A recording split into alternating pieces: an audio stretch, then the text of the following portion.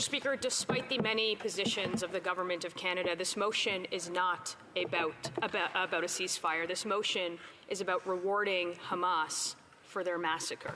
This motion is a vote to reward the murder, the rape, the kidnapping of Israelis, and this motion is deeply irresponsible for this Parliament.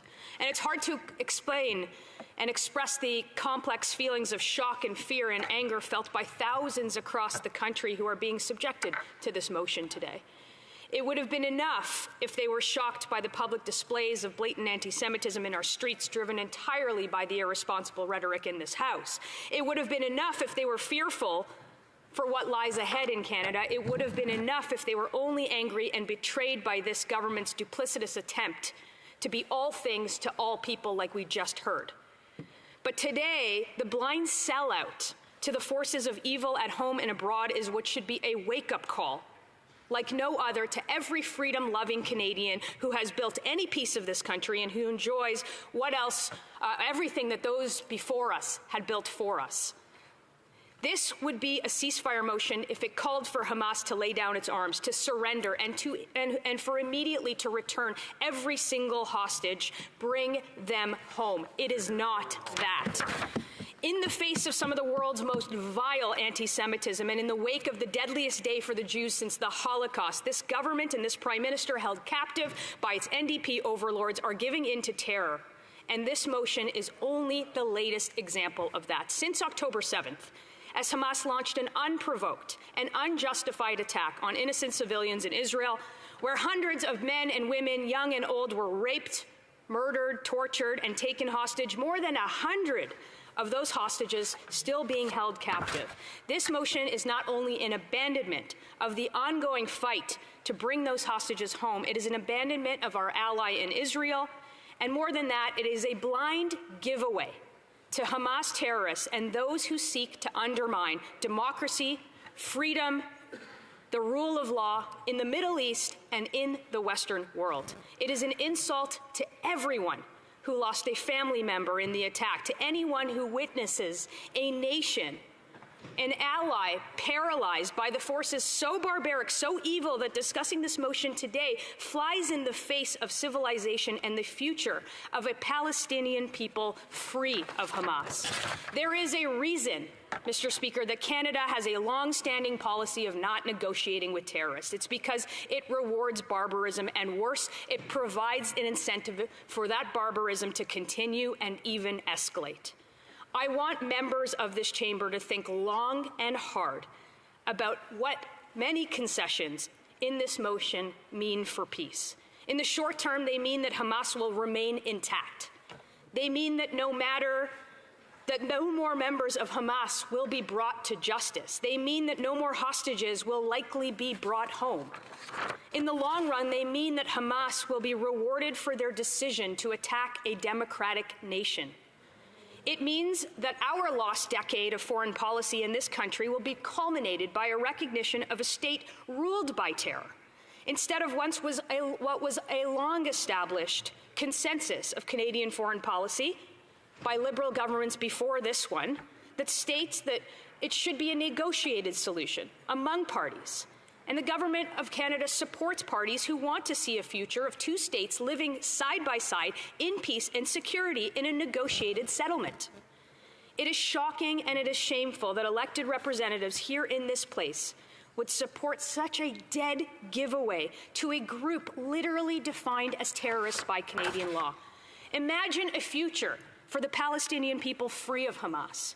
We don't have to imagine it. We see it in the success of peaceful Gulf states whose raison d'etre is not the annihilation of the other or a perverse nihilism of their own people. But we shouldn't be surprised, however, after 8 years of this Prime Minister and his Liberal government, our nation has abandoned almost every principle that we used to be known for on the world stage. It is this government that called the Taliban our brothers and sisters, that frolicked with African dictators to try and buy a seat on the UN Security Council, that fails the basic task of listing the IRGC as the terrorists and banning them from this country, who are known backers of these atrocities and who intimidate our own citizens as sport, and now taking the side of a literal terrorist organization best known for killing babies in ovens and starving their own citizens in Gaza for more than a generation. Yes, peace is needed in the Middle East. And yes, we all want to see an end to violence, and we all want to see aid reach those who are absolutely in need of it. And yes, we want to find a long-term solution that helps both innocent Israelis and innocent Palestinians live in peace and security. And yes, Hamas is responsible for all of the carnage that sets these goals back. But there is a way to do it without sacrificing our principles, I should say, and there's a way to do it that is not a dead giveaway to a murderous, barbaric, inhumane terrorist group. This motion is not that way.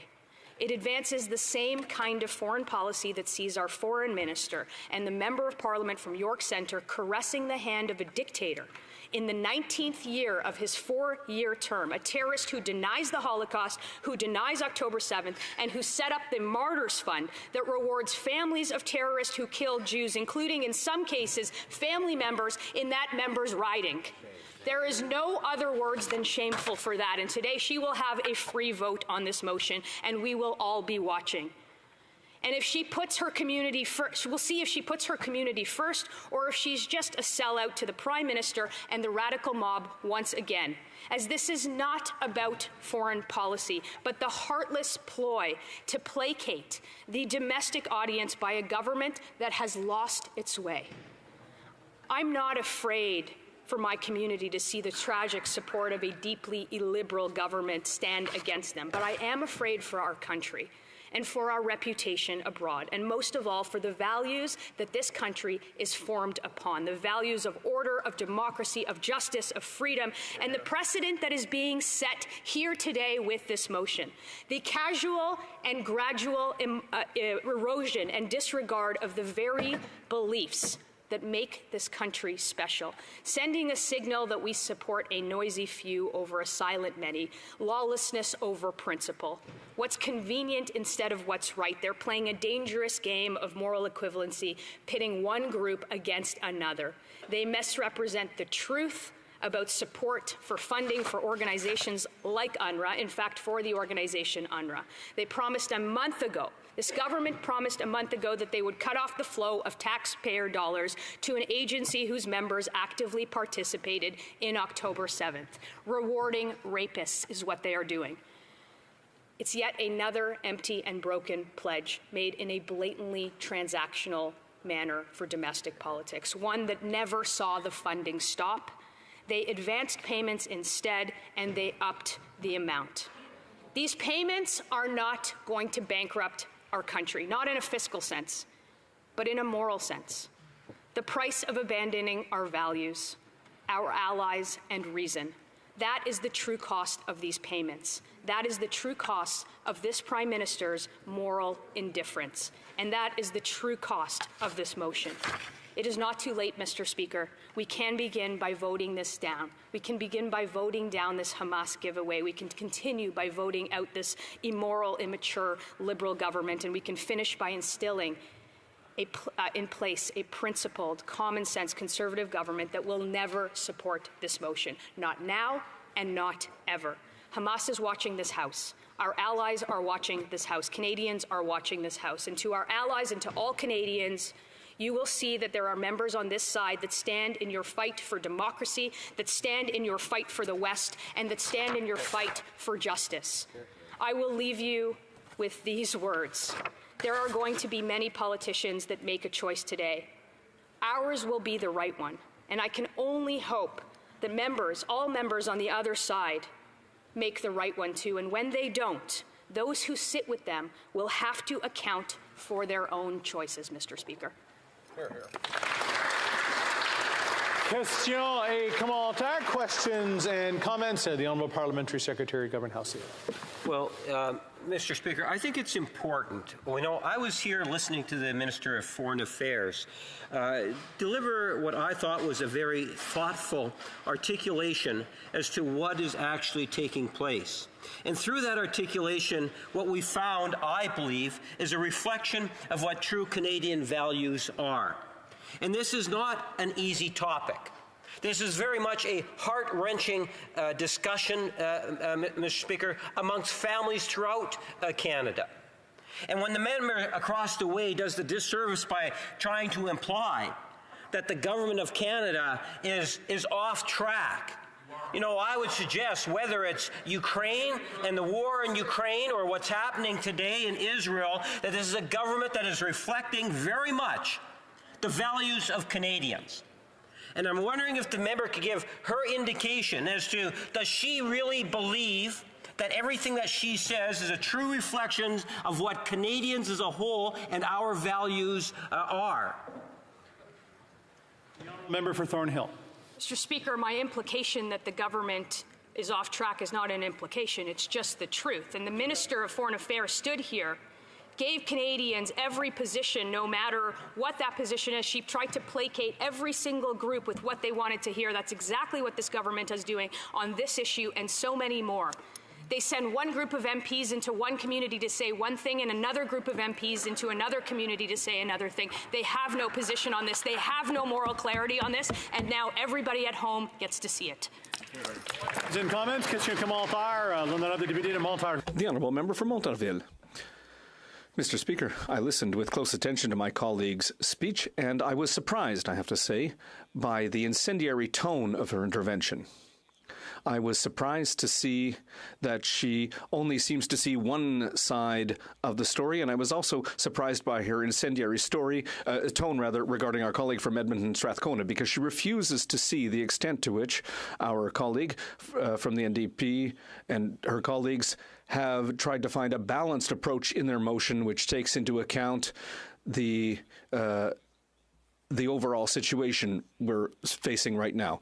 The colleague says that we need to come to a negotiated solution. Yes, but with who are we negotiating? Because on the one hand, they say they don't want to negotiate and that the two-state solution is not a solution. The honourable member for Thornhill. Mr. Speaker, Conservatives support the long-standing Canadian foreign policy position of a negotiated solution. This motion doesn't do this.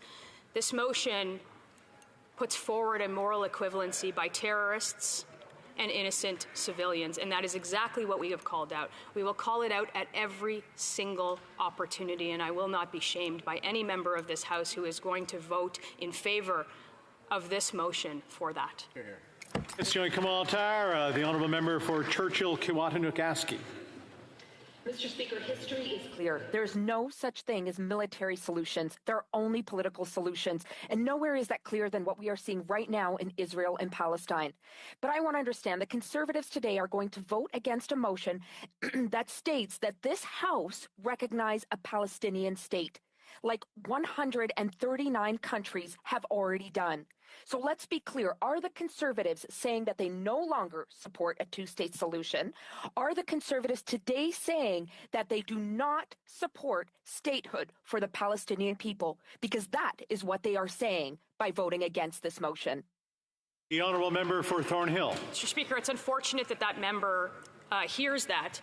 Here's what Conservatives do support: a two-state solution negotiated by both parties in a negotiated settlement. What we don't support is this House calling on a recognition of a state whereby which is governed today by Hamas terrorists, an organization that we have called in law terrorists. We have banned them from this country. This motion rewards terrorism. This motion would never be on the table if October 7th didn't happen. And to that member, I want her to tell that to the families of the hostages, the families of the victims that are still being held hostage in Gaza today. I want her to say that to them if she'd even bother meeting them, if any of them would even bother meeting with those families. Exactly. Reprise.